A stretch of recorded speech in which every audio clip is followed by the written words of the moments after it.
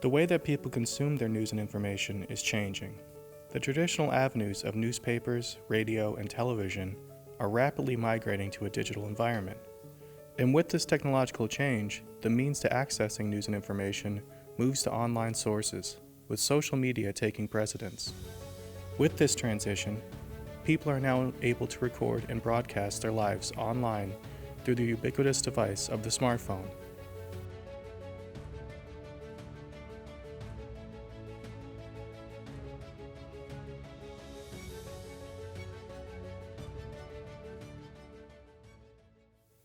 But it's not simply that people are using the digital tools of the smartphone and laptop for a large amount of their general media consumption.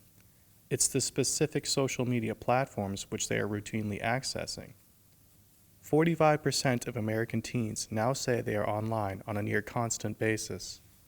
This leads to the inevitable overlap of social media networks and traditional news media outlets, as both the new and the old must now work symbiotically in a digital media environment in which people have the simultaneous ability to record and broadcast their lives in real time, while being connected to the internet during most of their waking hours through their smartphone devices. As of August 2017, 67% of Americans report that they get at least some of their news on social media, with 2 in 10 doing so often. So when a big story hits via traditional outlets like 24-hour news television, it begins to trend on social media, with Facebook, Twitter, Google, and Snapchat featuring the story as it grows in popularity. With just 8% of Americans aged 18 to 29 often getting their news from network TV, it is fair to say that TV as a means to news consumption is taking a back seat to the trending news feeds available through social media networks. Where TV has found an increase in ratings and where the audience is consistently growing in relation to news consumption is late night TV, with politically minded shows hosted by Stephen Colbert, John Oliver, Bill Maher, and Trevor Noah all seeing an increase in ratings since the Trump presidency began.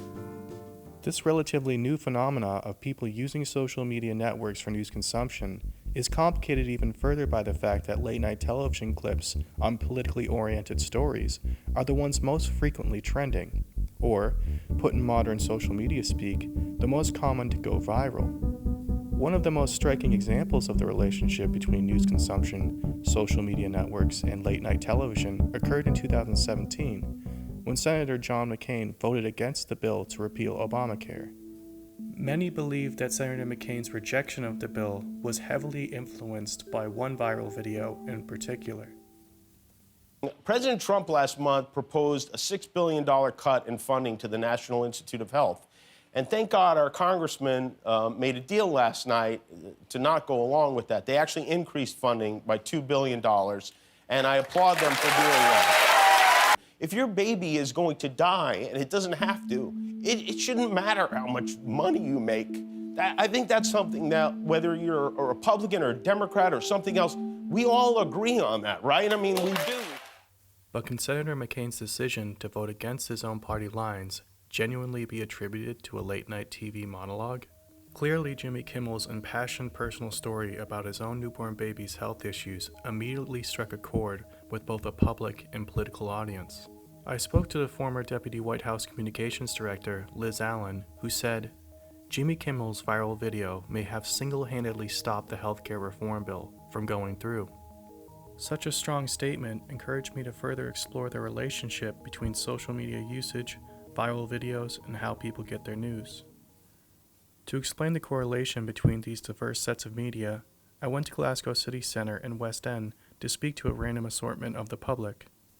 I'll usually use the Guardian app. Guardian app on your smartphone? Yeah, rather than the actual paper, but I don't really go through Facebook either. It just tends to be directly to the media outlet. I'd say that I'm more on social media than radio or television, so probably Twitter mainly. No, normally I find out things just through Twitter mainly. I Yeah. don't really go newspapers or internet, it's just on social media. I would use like Snapchat and Facebook and things, like Snapchat articles and things. Like, Usually, when I get up, the first thing I take is my phone and I check online the news that I'm looking for. Sometimes I use Facebook. Sometimes I get information with YouTube, so I like watching videos and getting the information from there. usually on my phone, I get to have the BBC News app. Mostly from social medias like Facebook, Instagram, and some kind of online news. Social media, through Facebook, Twitter and that. According to the Vox Pop, social media appeared to be the main conduit for news consumption, with the smartphone and apps being the primary medium for accessing any kind of journalistic information.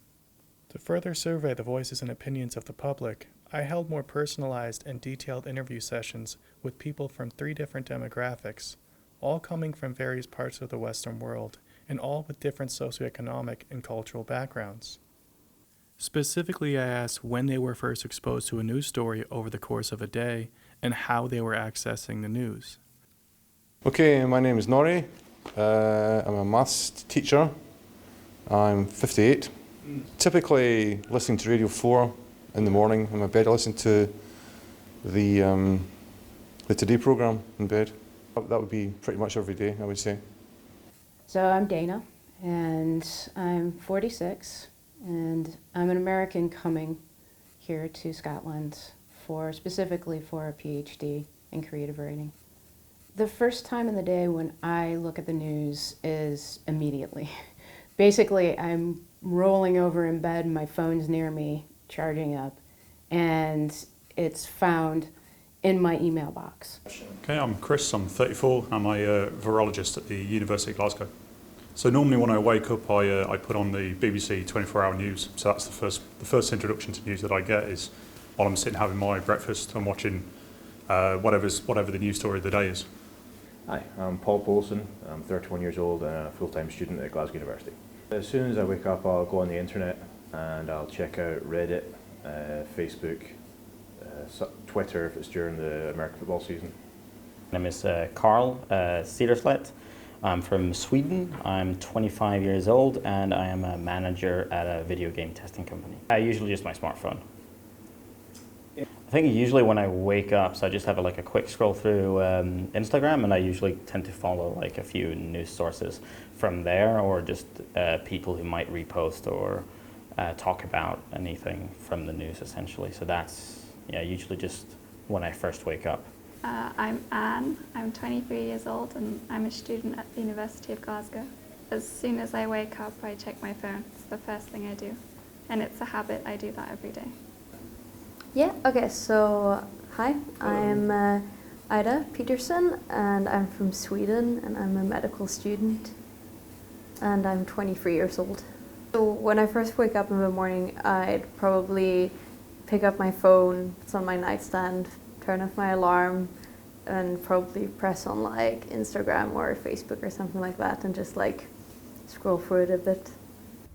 Not every individual who I interviewed used social media as their main source for news and information.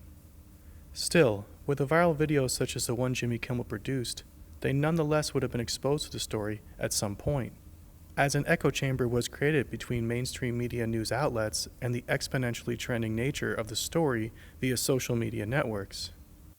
In a very short period of time, Jimmy Kimmel's monologue came full circle to affecting the debate about the implementation of policy, as journalists and politicians began to reference the late-night comedian by name. You've been talking about the Jimmy Kimmel test and whether or not somebody with pre-existing conditions like his son Billy will be protected under your bill. The viral nature of Jimmy Kimmel's video would not have been possible without social media platforms, and the public conversation would never have been changed were it not for the late-night comedian's personal story concerning the birth of his son. What this series of media events reveals is quite striking, as the traditional idea of an informed public through a free press is being transformed by social media networks and the viral nature of late-night political satire. As social media begins to permeate every feature of our day-to-day lives, the way in which we are exposed to news and information is changing. The Jimmy Kimmel viral video from 2017 was the first earnest example of how political journalism, social media, and late-night television are intersecting in the digital age.